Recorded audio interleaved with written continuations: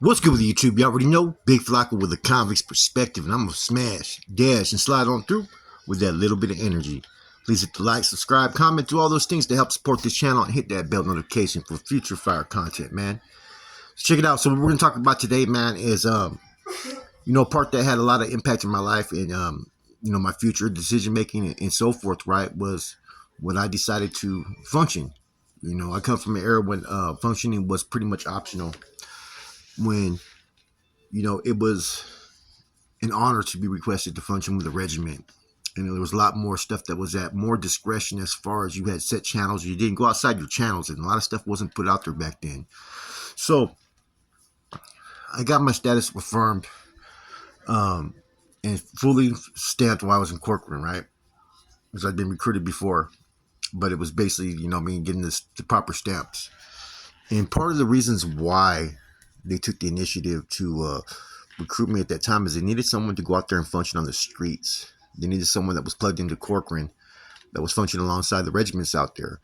So therefore, you had Carlitos and Wino who took a hands-on approach to not only schooling me and recruiting me, but they were the ones that was doing it. They were the ones that would every day would get at me about different things as far as the streets. And at that time, like I said, I was fully committed, and I was ready to do whatever was necessary for the cause and struggle. I didn't have an understanding of what the mob or the O was like, because those things were kept under wraps. See, during this time era, most NR members were either in the SHU or on the lines. And as an NR member or Norteño Soldado, bro, whatever you want to call it, you didn't meddle in C business. See, at this time, this is where the conflict with the NR being dismantled, the D facility dilemmas, all this stuff was going on at that time, man. But in lieu of all that, the regiment and the mob continued to function. And so, for me, it was, I didn't know what I was stepping into. I didn't know if I was going to be out there, partaking in hits. I didn't know if I was going to go out there and fucking be part of a hit squad. I didn't know if I was going to go out there and be part of, selling dope, because I didn't really have any type of, past at that time as far as illicit activities. My illicit activities was gangbanging. I came in as a gang member. I left as one who was fucking striving and trying to reach the stars. And so, it was a little different. Nowadays, the regiments operate a little bit different, but back then they were more discreet. They started letting me, be schooled into things that were on the streets as far as, being paid on a paying scale, the percentages, how crew members were supposed to be given, percentages back from illegal activities. And I grasped all of it. I'm saying? I took my schooling really serious at the time. And, because of that, it translated into me having a career that, I'll say I was every household I stepped into. I was the one that had a lot of influence in those households, whether there were C's there or not. And it took me down a whole different path of life. I've gone into what happened once I got out there in the streets, but this video is more about what my thinking process was like, how it was approached. And see, everybody's approach back then at that time was, if you were in the SHU and they felt that you had any type of educational attainments, any type of sense of discipline, and they thought that you could be of value out there, they would approach you. They would get at you and basically say, are you looking to plug into the street regiment and whatnot? Or you were looking to assist? See, there's different labels to function at that time. There was those that were functioning, and there was those that just assist. And see, the different layers to it was this, right? See, if you come home at that time, right, and this is what was explained to me by high-ranking NF members, right? In my schooling, that as if you come to home and you are a functioning member, a part of a regiment, part of a crew, and you're accounted for on the books, what I mean by the books is that everything that you contribute is recognized by the regiment. Whoever's in charge of the regiment, they have a whole log of who's contributing what every month, and it's supposed to be eventually, recognized. And as far as when investments are done into legitimate businesses, you're supposed to get a kickback on that on a paying scale. I've never seen it happen. Therefore, those type of people would be regiment members. They'd be considered NF associates if they're not actually NF members. And what that means is that they have the same rank and status of a C, but they're technically not a C.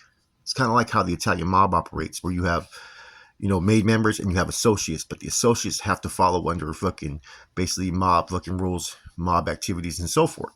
Now you have those that assist, and those are the ones that just, when called upon, maybe they assist with whatever it may be, or maybe they're getting work.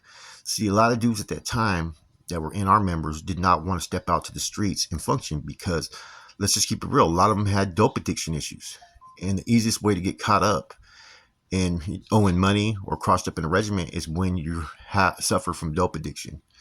I'd say the majority of those that fall out of favor within a regiment or towards a regiment is usually due to a woman or dope issues, man. You know what I'm saying? Owing money. So a lot of dudes don't want to put that burden on their shoulders.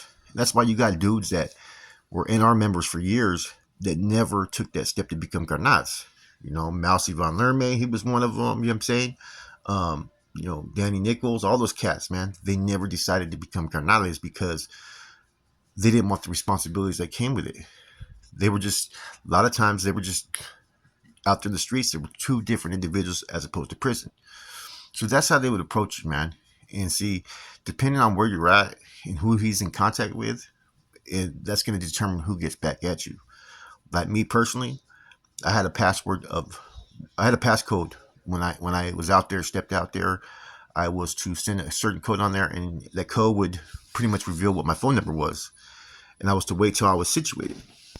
And my directions were to get a job, get insurance, get a car, go out there and function and do all the right things. And then when I'm ready to send my number in, which I did, I was channeling through Carlitos from Sanjo at that time.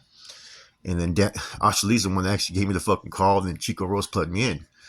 So I don't know if things have changed, if it's more mandatory for all bros to function with regiments, or, there was a time period when it was requested that you function for 90 days.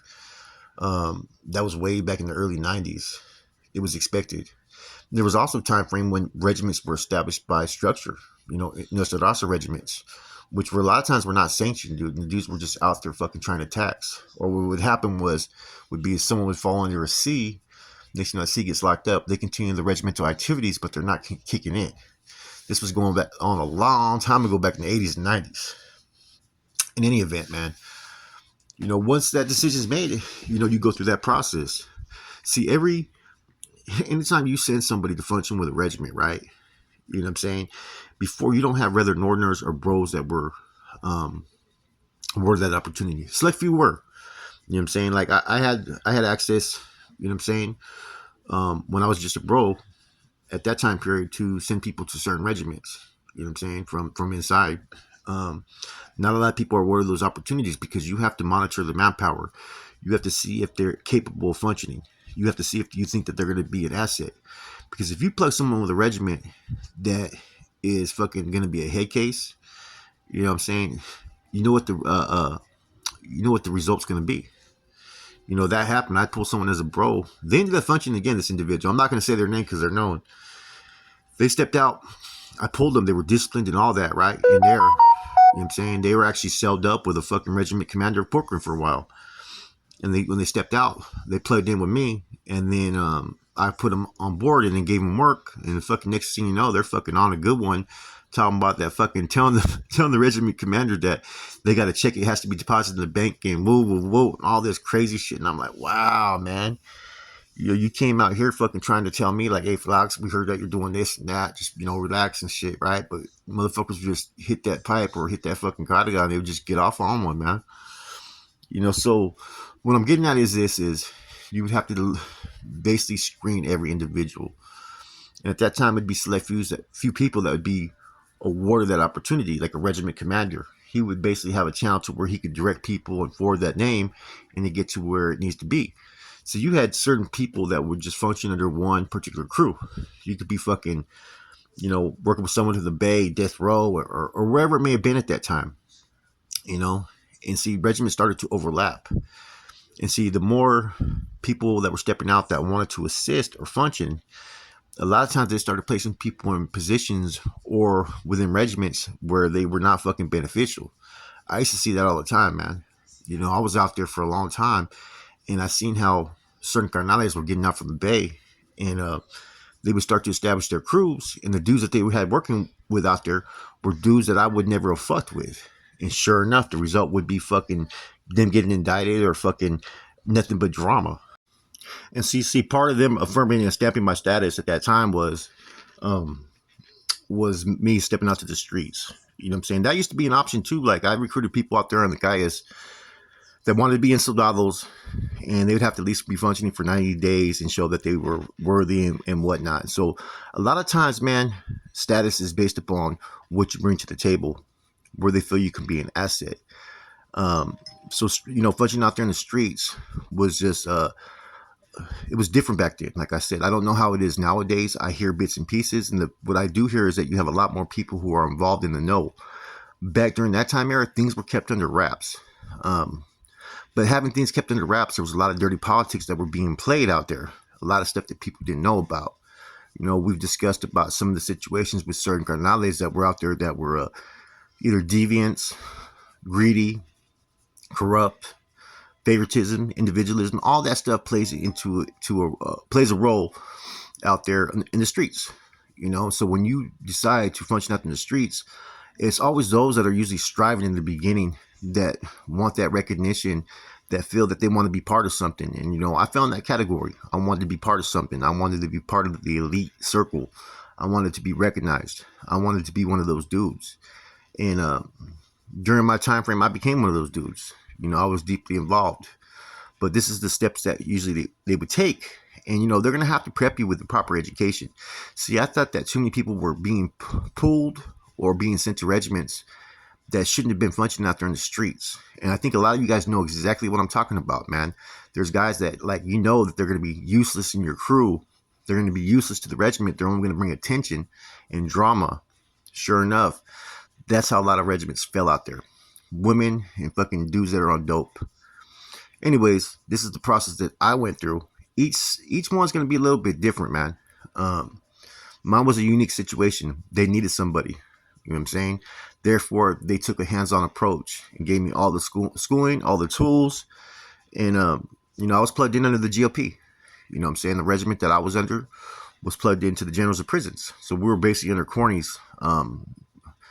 We were working for Corny, basically, the regiment commander and whatnot. And see, the person I was supposed to be plugged into was supposed to take Ashley's position. See, Ashley was only holding that position temporarily. That wasn't supposed to be a permanent position. It was all supposed to go to Wino. Anybody that was active at that time knows exactly what I'm talking about, man. Wino held a Cat 3 position, was one of the captains that was not recognized, that people forget and don't talk about. He was actually an NF captain. With that said, this is your boy Flacco, Convict's Perspective. Keep it positive, man. I hope you don't have to make the same choices that I made. When you seek to become something and recognized, a lot of times you're going to be guided and fueled by your ego. But sometimes that same ego will get you in a wreck. Remember that. I'm gone.